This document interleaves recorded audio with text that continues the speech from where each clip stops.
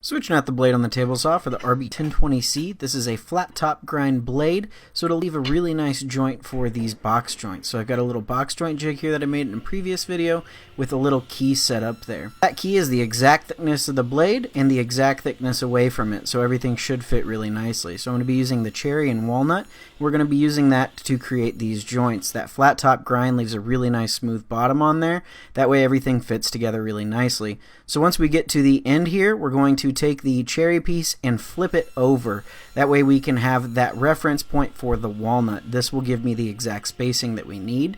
And then we can go ahead and take the walnut and butt it up against there and run those two together. And we have the spacing that we need to make all of this work. Since everything's not exactly the thickness of the blade, there's one small piece on each one that's left. So we need to make sure that we fill that. So the walnut piece is done, and you can see how everything fits together. This is easily the most satisfying thing for me.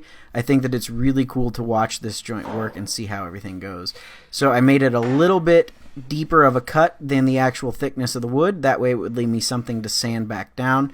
But again, I think it's really cool to see this joint working and see all those fingers kind of intertwining to make that box joint. So I did the exact same thing on all four corners of the piece. So now we can take our four sides and get everything assembled using those joints. So it goes together really easily, and it's always pretty strong even without glue.